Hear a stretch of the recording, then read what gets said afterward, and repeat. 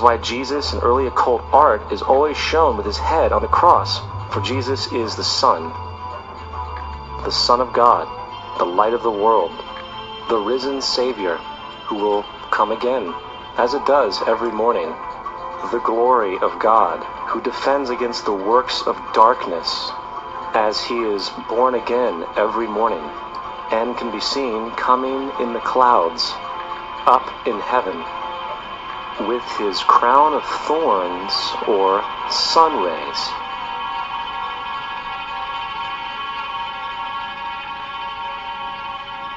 Now, of the many astronomical metaphors in the Bible, one of the most important has to do with the ages.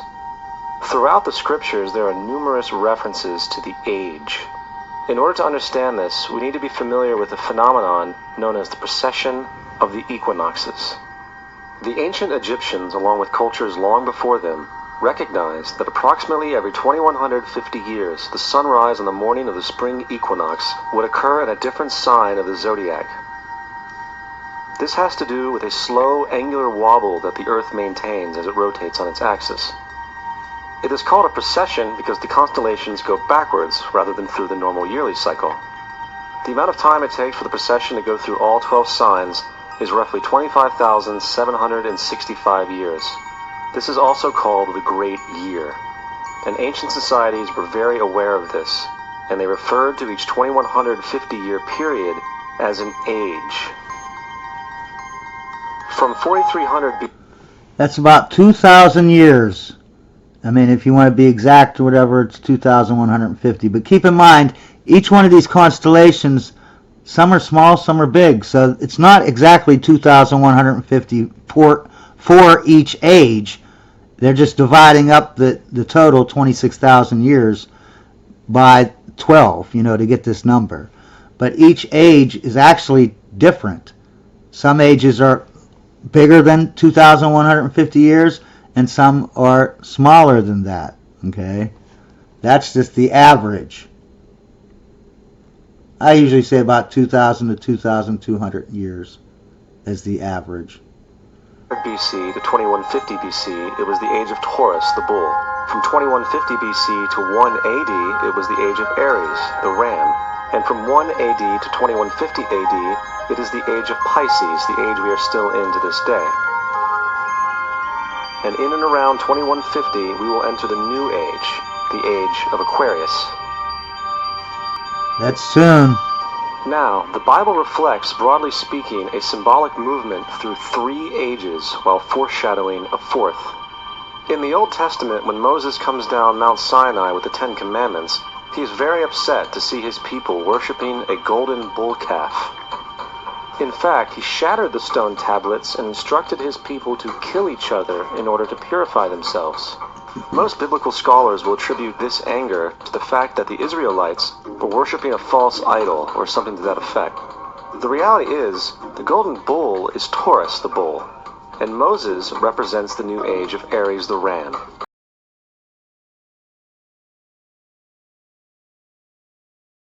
This is why Jews even today still blow the ram's horn. Moses represents the new age of Aries, and upon the new age, everyone must shed the old age. Other deities mark these transitions as well, such as Mithra, a pre-Christian god who kills the bull in the same symbology. Now Jesus is the figure who ushers in the age following Aries, the age of Pisces, or the 2 fish. Fish symbolism is very abundant in the New Testament. Jesus feeds 5,000 people with bread and 2 fish. When he begins his ministry walking along Galilee, he befriends 2 fishermen who follow him. And I think we have all seen the Jesus fish on the back of people's cars. Little do they know what it actually means. It is a pagan astrological symbolism for the sun's kingdom during the age of Pisces. Also, Jesus' assumed birth date is essentially the start of this age. Jesus was 2,000 years ago, right? Each one of these, ages are about 2,150 years, but they're not exact. You know what I mean? Some are smaller, some are bigger. But say about to do nice, easy math, let's say 2,000 years.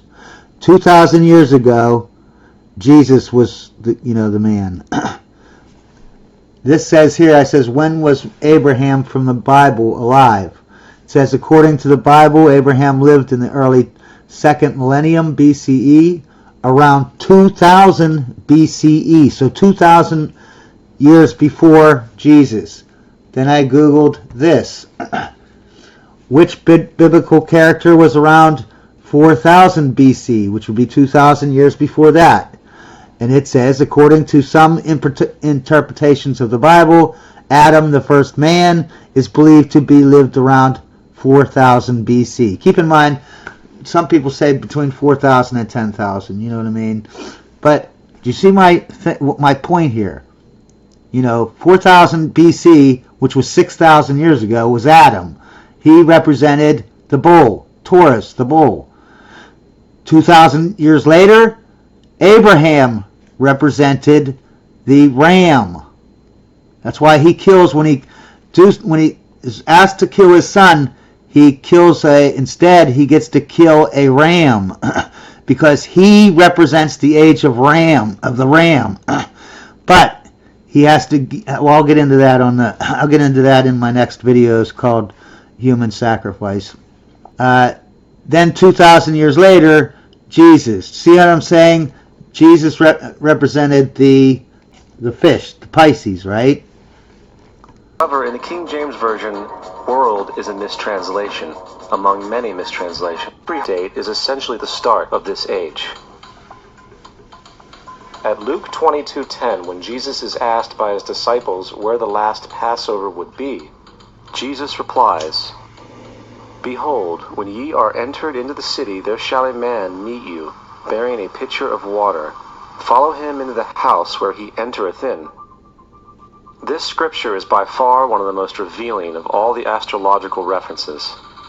The man bearing the pitcher of water is Aquarius, the water bearer, who is always pictured as a man pouring out a pitcher of water.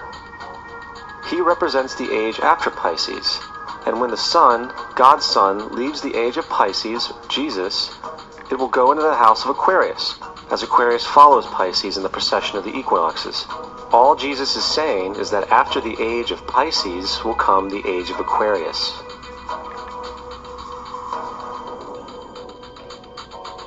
Now, we have all heard about the end times and the end of the world. The cartoonish depictions in the book of Revelation aside, a main source of this idea comes from Matthew 28:20, where Jesus says, "I will be with you even to the end of the world." However, in the King James Version, world is a mistranslation, among many mistranslations. The actual word being used is eon, which means age.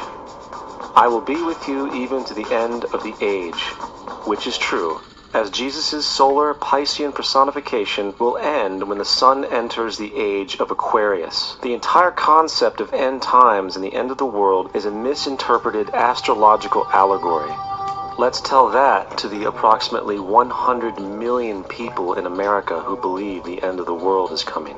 Moses is known as the lawgiver, the giver of the Ten Commandments, the Mosaic Law. However, the idea of a law being passed from God to a prophet up on a mountain is also a very old motif.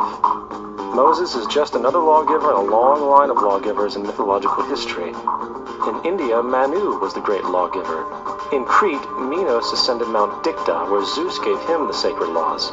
While in Egypt, there was Meses, who carried stone tablets and upon them the laws of God were written. Manu, Minos, Meses, Moses. Baptism, afterlife, final judgment, virgin birth, death and resurrection, crucifixion, the Ark of the Covenant, circumcision, saviors, Holy Communion, Great Flood, Easter, Christmas, Passover, and many, many more are all attributes, ideas, long predating Christianity and Judaism. Justin Martyr, one of the first Christian historians and defenders, wrote, "When we say that he, Jesus Christ, our teacher, was produced without sexual union, was crucified and died and rose again and ascended into heaven, we propound nothing different from what you believe regarding those who you esteem sons of Jupiter." In a different writing, Justin Martyr said, "He was born of a virgin, except this in common with what you believe of Perseus." It's obvious that Justin and other early Christians knew how similar Christianity was to the pagan religions. However, Justin had a solution. As far as he was concerned, the devil did it. The devil had the foresight to come before Christ and create his characteristics in the pagan world. I actually asked one of these guys, okay, dinosaur fossils. He says, dinosaur fossils? God put those here to test our faith. The Bible is nothing more than an astrotheological literary hybrid, just like nearly all religious myths before it. In fact, the aspect of transference of one character's attributes to a new character can be found within the book itself. In the Old Testament, there is the story of Joseph. Joseph was a prototype for Jesus. Joseph was born of a miracle birth. Jesus was born of a miracle birth. Joseph was of 12 brothers. Jesus had 12 disciples. Joseph was sold for 20 pieces of silver. Jesus was sold for 30 pieces of silver. Brother Judah suggests the sale of Joseph. Disciple Judas suggests the sale of Jesus. Joseph began his work at the age of 30. Jesus began his work at the age of 30. The parallels go on and on. Furthermore, is there any non-biblical historical evidence of any person living with the name Jesus, the son of Mary, who traveled about with 12 followers, healing people and the like? There are numerous historians who lived in and around the Mediterranean, either during or soon after the assumed life of Jesus. How many of these historians document this figure? Not one. However, to be fair, that doesn't mean defenders of the historical Jesus haven't claimed the contrary. 4 historians are typically referenced to justify Jesus' existence. Pliny the Younger, Suetonius, and Tacitus are the first 3. Each one of their entries consists of only a few sentences at best, and only referred to Christus or the Christ, which in fact is not a name but a title. It means the Anointed One. The 4th source is Josephus, and this source has been proven to be a forgery for hundreds of years. Sadly, it is still cited as truth. You would think that a guy who rose from the dead and ascended into heaven for all eyes to see and performed the wealth of miracles acclaimed to him would have made it into the historical record. It didn't, because once the evidence is weighed, there are very high odds that the figure known as Jesus did not even exist.